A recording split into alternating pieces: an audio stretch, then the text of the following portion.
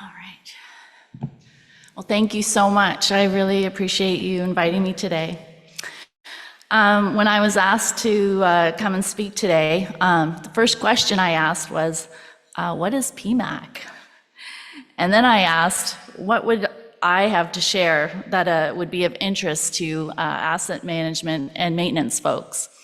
But Gaz said, your story is inspiring. We want you to tell your Mrs. Dunster story. Well, we're always happy to tell our story, and in fact, make a point to, because we are so fortunate to be living our dream here at home.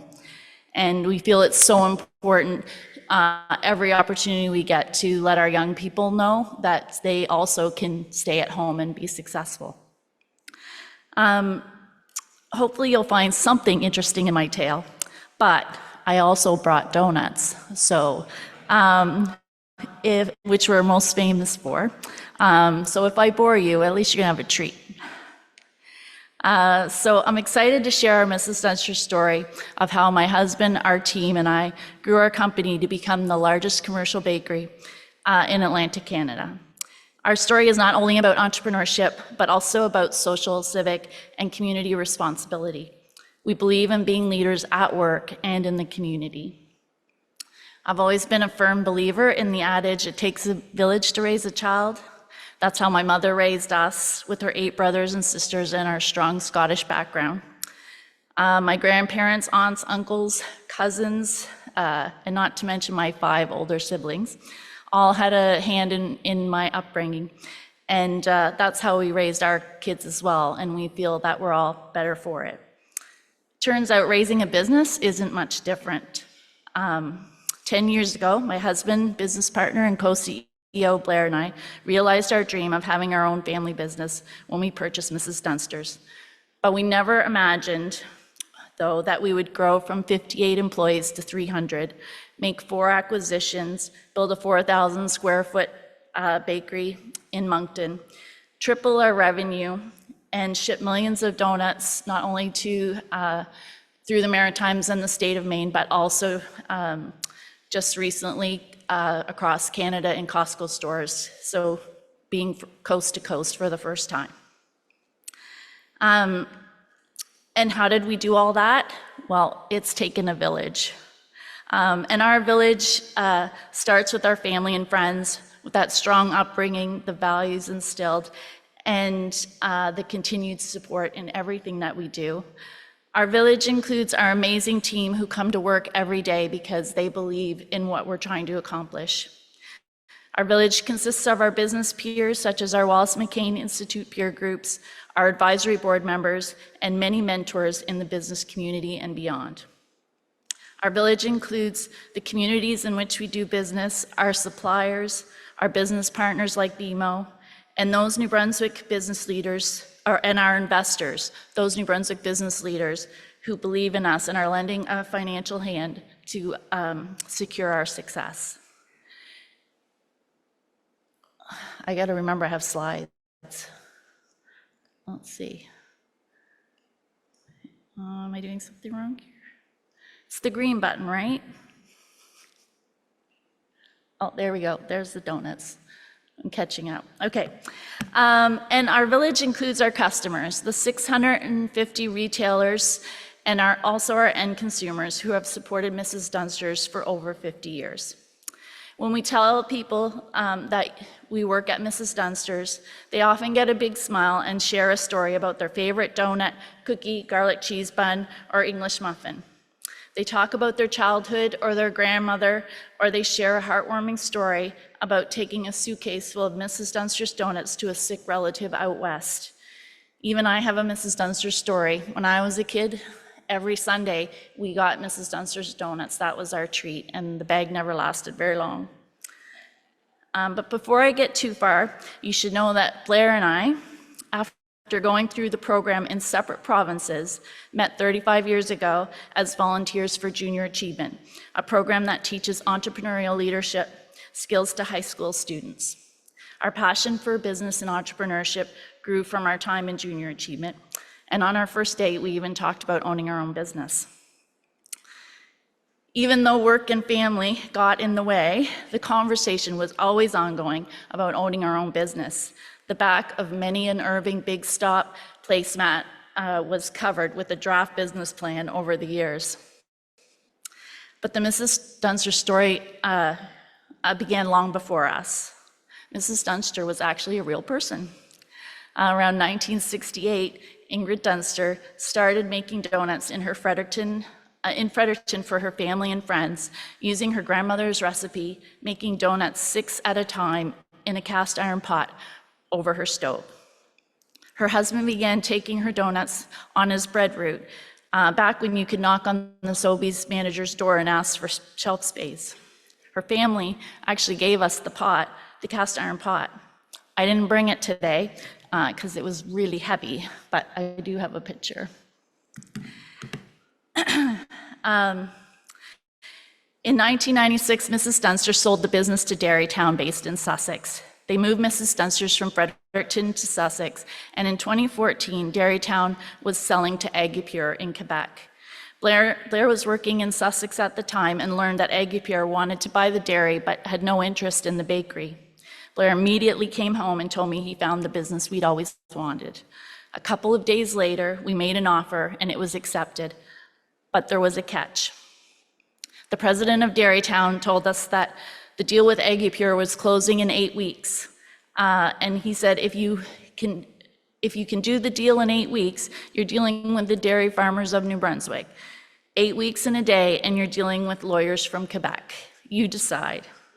So we quit our jobs to raise financing and do due diligence. 8 weeks later, we own Mrs. Dunster's, and our lives were changed forever.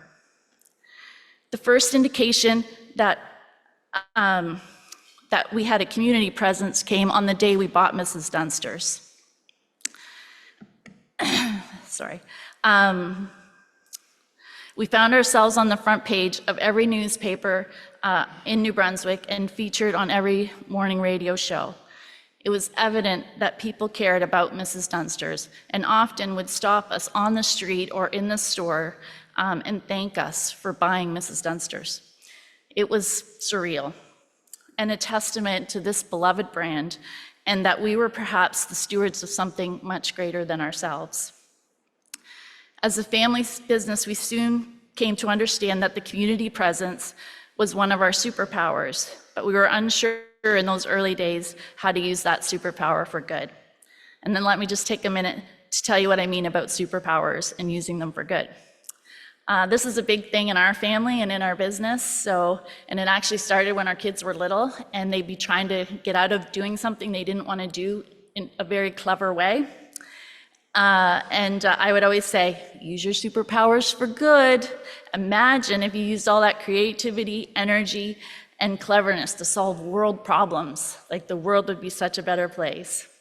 So we all have superpowers, and it's important to identify them and to surround ourselves with others who have complementary superpowers. And then we all have an obligation to use those for good. Superpowers might look like great leadership skills, being good with numbers, detail-oriented, or mechanically inclined. Maybe it's kindness, patience, or a love of teaching. The list of superpowers is endless. Understanding and leveraging your superpowers and building a team with people whose superpowers complement ours has been a game changer. Sorry, here we go. It's ingrained in everything that we do and even a part of our company's value statement. This philosophy increases our ability to create change and better our business, communities, and the region. When we bought Mrs. Dunster's 10 years ago, we had 50 employees and one 30,000 square foot bakery in Sussex with a retail store on site. And this is the mural that Scott was talking about. We had about 13 of our 150 products were loaded onto our 24 trucks, mostly donuts and ginger snaps, and distributed fresh to nearly every grocery store in the Maritimes and Maine twice a week. The rest of our products were sold through our on-site store and through our local wholesale. Our initial plan was to grow 3% a year, and the bank said that was ambitious. But just 24 hours after we acquired the business, we got a phone call and lost 15% of our business that day.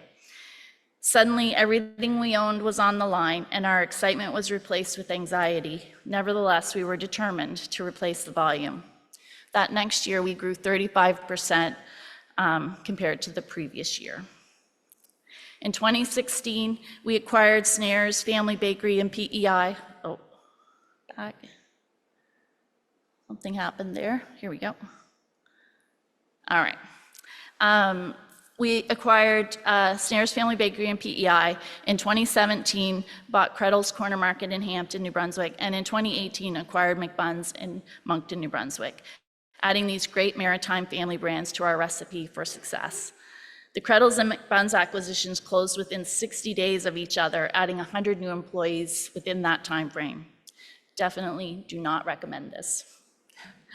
In 2020, the building where our PEI bakery was located was owned by a business that was growing, which was awesome for them, but that meant that we needed to move. After working several months with the new building owner in Moncton and with engineers on schematics for a new facility, we were informed by the building owner that, unbeknownst to us, a tenant had initiated a first right of refusal on the contract and were taking over the entire space, leaving us with an almost impossible timeline to find a new site and get it built. We had to be out of PEI by late November and could not have disruption in our delivery to our customers, which meant we needed the bakery to be baking bread in our new facility by November 15, 2024.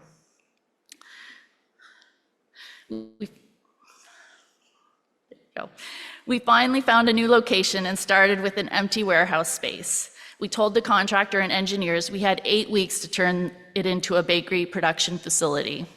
The contractor and engineers came back saying we could maybe have it done by mid to end of December.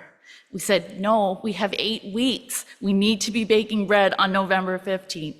So my husband Blair went out and got stickers with the Mrs. Dunster's logo, and under the hat, and under the logo were the words, "We're baking bread on November 15th," and stuck them on every hard hat in the building. And actually, the pot was too heavy, but I did bring the hat.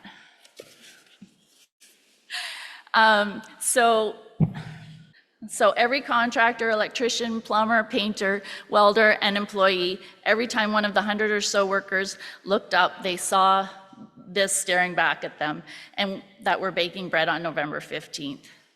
Understanding the challenges and constraints we were under and loving our local brand, all of the tradespeople rallied behind us, wanting us to succeed. I remember in particular, when we were trying to hang our cooling conveyor from the ceiling, the structural engineer announced at the last minute that we needed to add over 90 3-foot pieces of steel to the trusses in the ceiling to support the cooling conveyor, delaying potentially us a week or more. Kings County Mechanical from Sussex, New Brunswick, who were working on site, stepped forward and said, "Don't worry, we'll get that done for you by the end of day tomorrow."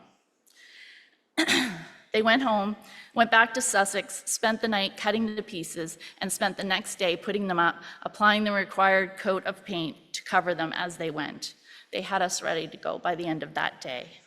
And this is just one of the many stories of the tradespeople who went above and beyond to ensure that, sorry, I keep losing my spot, without compromising quality or safety to help us meet our deadlines. Our own awesome maintenance team and also went above and beyond, working long hours and using their superpowers to get things done and on time. We couldn't have done it without their hard work, expertise, and dedication. To top it all off, though, it was COVID. And we all remember that. And we also don't recommend building a new bakery during a pandemic. So getting the equipment installed became a huge problem. We were installing 3 high-speed production lines for bread rolls and pizzas, 2 industrial mixers, 11 5,000-pound ovens, a decanter, 1,000 feet of cooling conveyor, 3 packing lines for bread rolls and English muffins, maintenance and parts room, the warehouse, as well as a slew of other things. And we did all of this while implementing and following the daily changes to the COVID rules and regulations. The biggest challenge was getting our equipment, our suppliers from Ontario and Italy on site to commission and train on the new equipment. The paperwork and red tape were unreal. And then we had to keep them completely segregated from the tradespeople. We had to set up roped off areas and walkways, and they were quarantined to either the bakery or their hotel, and they couldn't leave either. But with the amazing efforts and teamwork, and with everyone rooting for us, it was incredible. 8 weeks later, on November 15th, we baked our first loaves of bread. And as you know, we went right from COVID into an unprecedented high inflationary period. Ingredients, packaging, wages, overheads, transportation, equipment costs, in many cases doubled or tripled. For example, we would previously have spent about $400,000 a year on lard, and we now pay $1.5 million. Sugar, flour, and other ingredients more than doubled. We had three significant wage increases within a year and a half, and have experienced much longer lead times on packaging, ingredients, and new equipment and parts, forcing us to keep more in stock, incurring more upfront costs, and also creating a need for more storage space. We had to quickly rethink our storage space, and including rearranging racking and finding off-site storage. We were also running most of that time short-staffed with higher turnover and running our Moncton bakery at 25% capacity. Costs went up $5 million, and it took us a while to get pricing approved to retailers. The good news is we only lost $1 million that year, but it was our worst year ever. Once our price increases went through, though, right-sizing our margins, and we invested in building a workforce through immigration, including bringing newcomers and their families from around the world, supporting their PR, and buying houses in Sussex to provide landing pads to newcomers. Our workforce stabilized and turnover dropped to 3%. We put together a 3-year plan to sell out both of our bakeries and focusing on opportunities in New England. To our astonishment, we reached this goal in 8 months, and all with Canadian customers. We have gone from our worst year ever to our best. Entrepreneurship and the fresh food business are not for the faint of heart. But over the past 10 years, along with risk and hard work and sleepless nights, have come reward and accomplishment. We are so proud to be now the largest family-owned commercial bakery in Atlantic Canada, with 300 employees and the first state-of-the-art 40,000 square foot commercial bakery built in Atlantic Canada in 20 years, capable of producing 3,000 loaves of bread, 8,000 rolls, and 3,000 pizza shells per hour. Over the past decade, our average annual growth has been 20% a year, and 3 of those years we didn't grow. So the years we did grow was more like 30 to 35% a year. Our Sussex location last year alone produced over 5 million cookies and 49 million donuts. We have added several new delivery routes. Our 30 trucks now deliver not only donuts and cookies, but also a full range of bread and rolls. We have also added a transport truck to our fleet for our US route and are in the process of adding a second one for the Canadian run in the coming months. Our Moncton bakery is currently sold out, running 24/7, and our Sussex bakery is close to that. We are now looking at how we can build capacity to meet customer demand in the pipeline. We are currently scoping out a new donut fryer that would give us 25% more capacity in our Sussex bakery without requiring a complete line upgrade.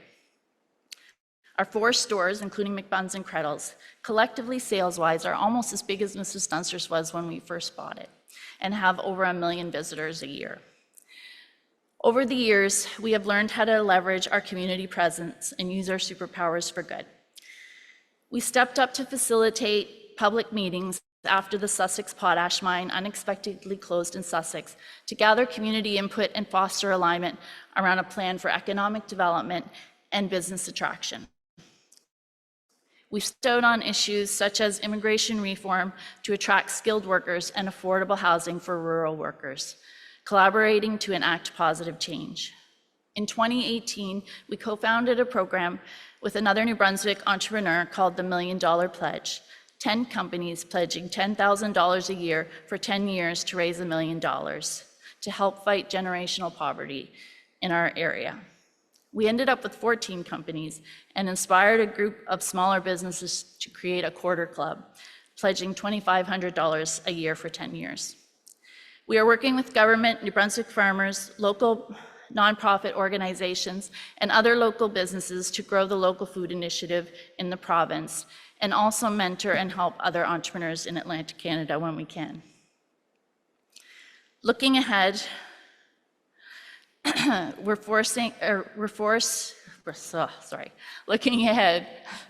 focused on expanding our capacity to better serve our customers and pursue opportunities in New England that we didn't get a chance to before. We remain committed to delivering our high-quality bakery products, improving the communities that we serve, collaborating with business leaders for regional economic impact, and investing in our team, our equipment, and our infrastructure to ensure the longevity of this beloved Atlantic Canadian brand. We'll continue to use our superpowers for good and leaning into our mentors and community and encourage you to do the same. Whether you are running a business, managing assets, leading maintenance or a team, or working on a team, it really can make all the difference. Thank you for your time today and for giving me this opportunity to share my story, and enjoy your day and your donuts. Thank you.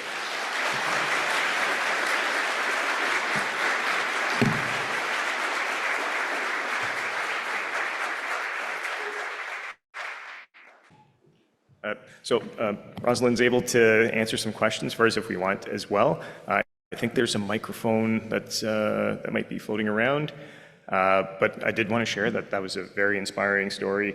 The journey that you took through that business initiative, and I think a lot of us could probably relate to the entrepreneurial journey, because even though many of us work in organizations, there are also entrepreneurs here. But even within organizations, I think we take on a little bit of an entrepreneurial role to meet some of the challenges that exist within the organization. Dealing with the same things, like you were talking about risk, right? How do you manage the risk as you go through making all of these decisions, taking that inspiration? And there was a great change management initiative, I thought, through the hard hats, the stickers that you had on there, right? There was a big challenge that I think you were facing, and that change management initiative, it was marketing, it was really messaging to everyone and focusing them on, hey, this is the target, and making it a positive experience, even though it was a very daunting task. So I really appreciate the story, very inspiring, but I did want to open up the floor for some questions. Yeah, and I would just say that when you have a team that believes in what you're doing and are all in, they're really on that entrepreneurial journey with you, right? Compared to somebody that maybe is just coming to work, doing their job and going home. When they're invested, they're on the entrepreneurial journey with you. They feel the same stresses that you feel, and so it's amazing. Any questions? I've got the mic, so I'll ask the question that everyone in the room is wondering. What's your maintenance and reliability asset management program look like? in 10 words or less. Oh, my soul.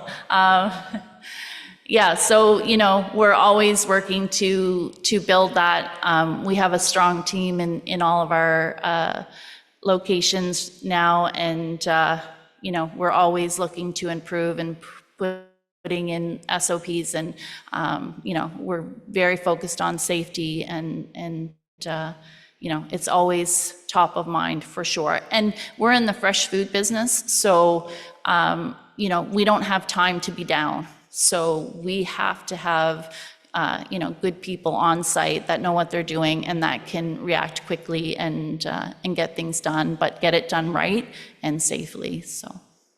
Thank you. Yep.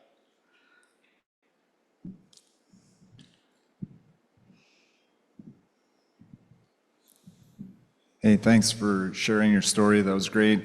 I'm just curious, with these other businesses that you acquired, did you try to unify the culture within those organizations? And how much difference was there sort of culturally and maybe even HR compensation-wise between those businesses? Yeah, so I would say McBuns and Snares were pretty close to Mrs. Dunster's. Like, you know, obviously we brought everybody in and got them aligned to us. Creddles is a little different because it's a country market. It also has a small bakery in it and a commercial kitchen, and but the culture there was a little different. It took us a little longer to integrate that business into Mrs. Dunster's. So, but you know, but we did get there, and it's been awesome. So, but yeah, just we tried to pull everybody into, you know, into the culture that we wanted to create. We wanted to, you know, run a business that, you know, that we would want to work in ourselves. So it was important for us to make sure that that was the culture that was there. So.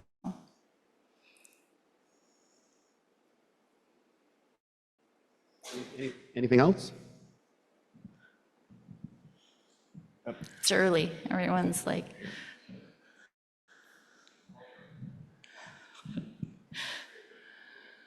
Yeah, can you guys hear me? Okay. My question, actually, I was just thinking, we've got lots of folks in the room from a variety of different industries, right? You name it, from, let's say, I think we got some municipalities, we've got water, we've got power, we've got some oil and gas, we've got just a whole gamut. So my question is, in your case, in your business, your industry, are there some items that stand out to you that for a lot of the folks in the room we might not encounter? You know, you could imagine, say, for example, in a water industry, they might, you know, have some challenges with certain standards or codes, or maybe supply chains related to chemicals, for example. In contrast, you know, you might have another entity that might be, say, power or power generation, and they might have to interface with the grid operator. So just kind of an open-ended question. What do you think that we might take away as a nugget to go, hey, you know what? You know, we were talking bread at the conference, and you know what? You know, you'd never guess. Like, here's some of the challenges they have. Yeah, you know, I think, you know, because we're a commercial bakery, we're manufacturing. So I think there's a lot of similarities, you know, in terms of, you know, what we're doing compared to some of the other businesses that you all are working with. You know, I think what would be different is just probably the food safety. You know, we're audited every year on our, you know, on our food safety and our SOPs, and we have to meet a high standard in that regard. And we spend a lot of time training in that area specifically. Yeah, and then I think, you know, the other big thing is just being fresh food. Like, you know, a lot of manufacturing companies, you know, they've got stuff in the warehouse, if something goes down, or, you know, they've got some backup, but we don't have that. We make things fresh every day and they go out the door. And so we, you know, I think our team needs to be able to troubleshoot and you know, and pivot quickly, you know, in different situations while maintaining the quality, you know, and high standards that we expect. So just a couple things. I think that would be a little different than your average maybe manufacturing business. So, yeah. Anything else? Just curious, you were mentioning that some of your equipment you got from Italy, yes. And you had you know, maintenance folks come over and show you how to use it and how to maintain it. I'm just curious, you know, the challenges around that, and you know, we all work with, you know, estimated useful life of machinery and parts, and having all of that, and we mainly deal with a lot of software that keeps track of, you know, how to have everything runs in to full capacity. Is that something that you've incorporated in your business? Yeah, for sure. There's, you know, on our high-speed lines, you know, they're all electronic, and, you know, we required a lot of training. So getting the, you know, our suppliers in to, provide that training was essential and challenging during COVID. So, and we have learned that it always takes longer than you think when you're installing new equipment. And so if you are, add extra time on, because getting it commissioned can, even without COVID, there are always challenges to getting it going. Even after we had the team in, we still had a few pieces of equipment that, gave us headaches for months and months. So, so just being able to get access to those people and having your team know, because if your maintenance team are, fully familiar with it, then they can do a lot of the troubleshooting for you, which saves a lot of time and money. So That's good. That's good. And also just curious, like what you're forecasting, like the startup sounds, very challenging for you, but a lot of us in the room are looking for like the 5, 10, 15, 20 years, forecasted down the road with plans to replace and plans to fix. And as the maintenance costs go up compared to buying new, those kind of conversations that we have as well. Yeah, so that's always ongoing. And, when we moved from PEI, we said, the good news is that the old equipment lasts 50 years, and the bad news is all of our equipment's 50 years old. So we had to, we pretty much, our Moncton facility is, I think we maybe have 1 or 2 pieces from the original bakery.